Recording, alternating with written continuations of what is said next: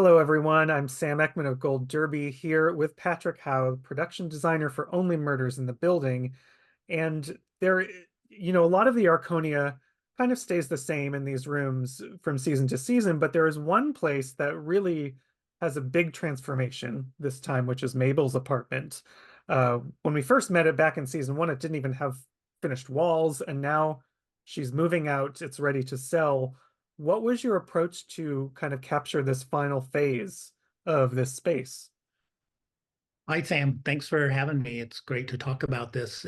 Mabel's is one of my favorite sets that we've worked on, actually. So the approach was, well, fortunately, I had some good direction from John Hoffman, our showrunner, and the approach was really to create a design that was fresh and glamorous in the spirit of Mabel, but essentially we had the heads up of like make it look like a staged apartment for sale, and that the owner, and then because by the end of episode one, the audience would learn that very thing that it was staged. So the first objective was to have something fresh and striking, but also to sort of be a little disjointed for the viewers that would like they might like what they see, but when they had a minute to think about it, would go like, well, this doesn't seem like Mabel.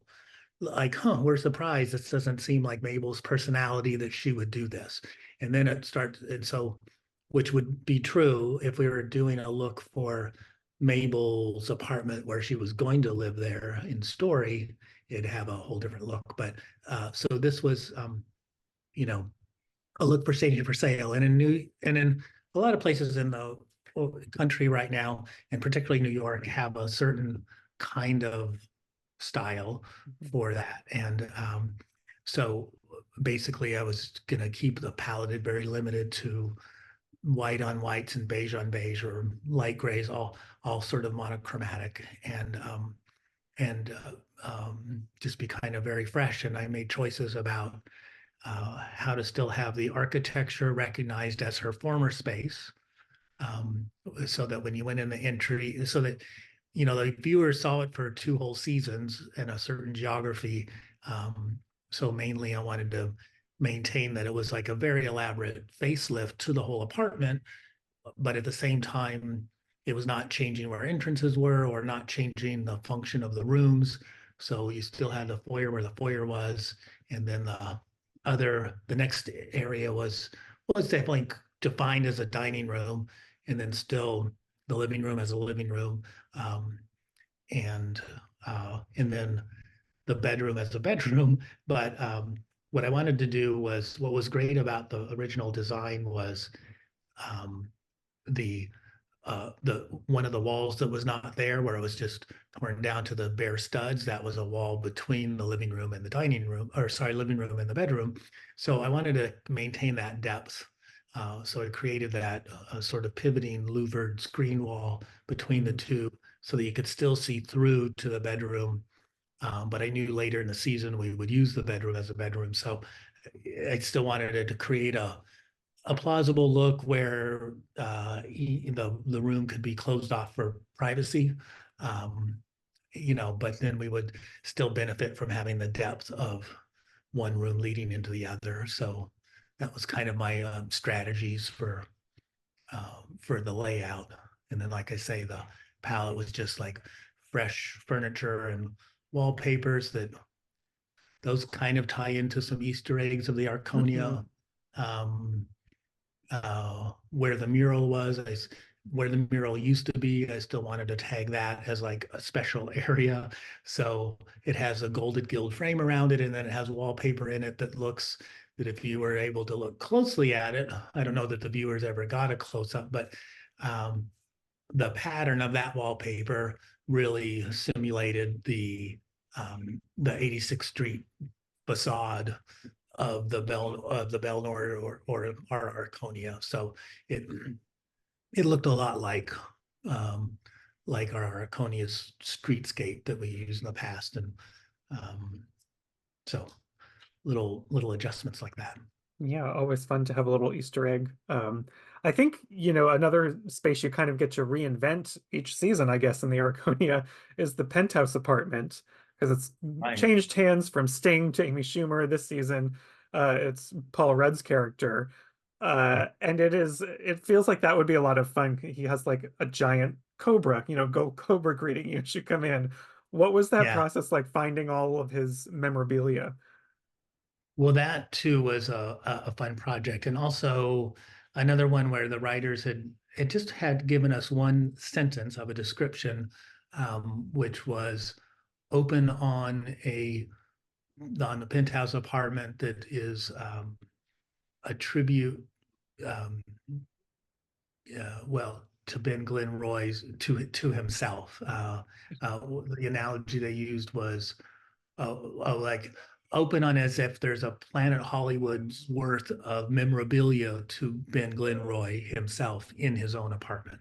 And that was basically so once we had that description, we knew that like no amount of Cobra or snake memorabilia or nods to the character and ultimately the actor Paul Rudd playing the character, like no amount of that would be too much.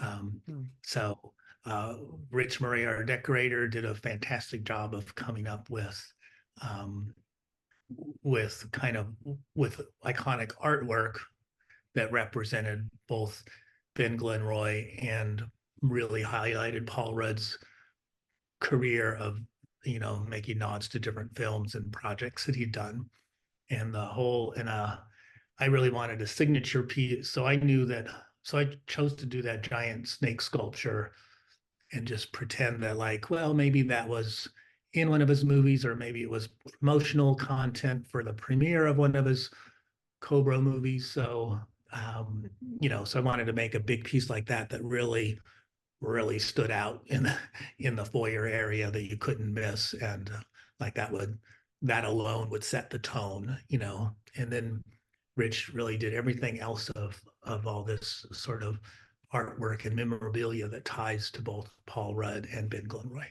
Yeah, definitely telegraphs the character, I think. A lot of fun and in fact when we were doing those scenes or when we were first rehearsing those scenes um uh the Selena, the Mabel character, when she went in for rehearsal, she was like, I've been in this set now. This is my third season in this set, and this is my favorite version. And so essentially the John Hoffman changed a line he basically added that line to the scene where she says the equivalent of that of being in there. And so yeah, and I think it was my favorite one, although even now and not to talk about season four, but let's just say the set is used again with different characters and a different look, and it turns out to be fun as well. I can't wait. One thing I love about these apartment spaces on the show is that they capture this very New York quality of these people who have just nested there for so long. Whether it's the Arconia or Meryl Streep's new apartment, not new, but new for us in this season. That's a very tight space that we get to see. They're just full of history and life. What is kind of the trick to designing a space like that without just making it seem like a mess? Like for Loretta's apartment, for Yeah, example. yeah. Sure. Yeah. It again another there were so many fun projects in this season. Um and there were challenges for that, but it was fun to make because that was kind of what we would be doing would be counter to maybe the type of apartment or you would expect for the profile of an actress like that playing the part. But it turned out, right, that Meryl's playing a very, the character she's playing, Loretta, is of modest means. And so John had decided that the backstory to her was that she lived in the same apartment for at least 40 years. And it was a small studio apartment. Like it was the kind of place you could live when you didn't have a lot of income because you had a theater background and the performance, the only like jobs you'd ever gotten were off Broadway, and not even off Broadway. Right. And so Mhm. low paying jobs and at the time we were developing the set, there was more backstory to her that that really her income was from a steady job of being a gift wrapper at Macy's. And it was just such a, you know, we wound up not seeing that in the show of her at work, even though we filmed some things um, of her wrapping gifts to help sort of establish her backstory. But anyway, it was really a fun element of like, okay, that's her real job, and that explains her apartment. But my big challenge was I wanted something interesting to look like. That was somehow age appropriate without being, I was very concerned. The last thing I wanted to do was make some old stuffy, what I'd call granny apartment. And no offenses to any grannies, but it's just at all. But, there's a very common look for what an apartment for someone that's lived in an apartment for 40 years and they're from, age say 35 to 75, that winds up having generally a very cluttered look. And especially if you're a single female, it's going to have, just certain qualities. And I just wanted to go against that type altogether and make something that was very whimsical and warm and cheery and friendly. And so came up with this collage of wallpapers, a different wallpaper on every single wall had a different wallpaper. So um, there was 7 or 8 of them in total in the apartment, and then just charming touches that did nod to her career. So her career of trying to be a actress and her creative background of, her gift wrapper spun into being a gift wrapper, for us equal that she had craft skills and and that she was a very smart and savvy. So she made a tidy apartment that that has a look of like, sure, a sense of being clever about how you store everything and how you can keep things, out of sight and not look at all your stuff, but believe that you had an apartment full of stuff. Hence the Murphy bed and storage, creating a platform that there's built-in storage underneath, and and the moving shelf units that implied needing more space for more shelves for more books about theater and play scripts and all that. So it was fun to create. Yeah. Well, speaking of theater, there's a huge portion of this season dedicated to Death Rattle Dazzle, which I believe you all used the United Palace up in Washington Heights to film. Correct. Correct. If you were designing a set for an actual musical, there would probably be, you're working off a real script. But for this one, I would assume there's only, the few songs we hear from that musical. So when you have to design this Death Rattle Dazzle set, like where do you start? Where do you start Where do from? you begin? Exactly. And again, I thank our showrunner John Hoffman for we had some really good conversations during our prep time before we started filming, and thankfully for that, because I had to go on John's verbal descriptions of a very loose scenario, and I really impressed upon John, like, John, the way theater designers approach a work is that they generally, before they've even started, they always have a full book. You know, they generally have a score. They have music they could listen to. And John, I have nothing except I have no inspiration except whatever you tell me in the next paragraph or in this conversation.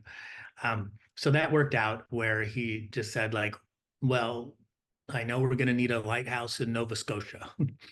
So, and he felt confident that like the primary setting could be this lighthouse. And at that time they were just developing the songs. So I designed everything without ever hearing any of the songs. I eventually heard them, but pretty much the direction was set or established just from my research on lighthouses and doing sketches to show John that context, because he was able to describe certain action that he thought we would see at some point during the season, like a lighthouse with an external staircase that and 1 or 2 people might go up the stairs. They might be singing a song while they go up the stairs. Uh, so we just sort of developed things for that. So there were certain story points that he could give me just enough information to create a setting. It's in a and even to the point where I knew like the Loretta character that'll be in the show, she'll want to come. We'll need her to come out of some portion of the lighthouse. And he was explaining sort of a setup for that. Uh, so that's how we got started. Like I said, through design references and some sketches, we were able to develop the lighthouse and a stage full of rocks. And because he said like at some point we would find a dead body on the rocks, etc. There was a lot of obscure little clues. It's like, yes, one of the babies might have killed their mother, like all these strange things that you just which is what's so fun and whimsical about the show is like accepting all the information you're given and like anything's plausible. So it's like, sure, I'll believe that one of the triplets might have been responsible for the murder of her mother. The triplets that are infants and bassinets. Okay, So anyway, so we were able to. I was able to sort of get the ball rolling, so to speak, by just mainly developing the lighthouse. And if it were a real Broadway show, even without, where I would have taken that further was doing those designs where I had seen changes in mine to transition from one thing to another, but we never had I was never assured that we would ever need to see that in our television show, that we'd ever need to see a transition from, okay, we're going to go from act one to act two. It changes from the outside of the lighthouse to the interior, or we go from the outside to a nursery, or it wasn't developed enough for that. So I just wound up making separate pieces, but I was really wanting to put the whole thing on a turntable and spin the lighthouse around to reveal the interior, and it sort of developed all that. But then when it became clear that it wasn't necessarily known that we'd ever have to show that, that was obviously a lot more complicated and expensive build. So, I pared things down a little bit. Maybe we'll revisit the Death Rattle Daddle will still run in another season and you can build the full set for it. Yeah. Um, I feel like there's a Broadway show in the future of that. I really feel like a few years from now, I wouldn't be at all surprised if it's a fully developed piece. The composers are really enjoyed their time on the show, and they would happily develop a whole musical around it. yeah. When I was looking back at your resume, you spent a lot of time, many years and hundreds of episodes with As the World Turns, Another World.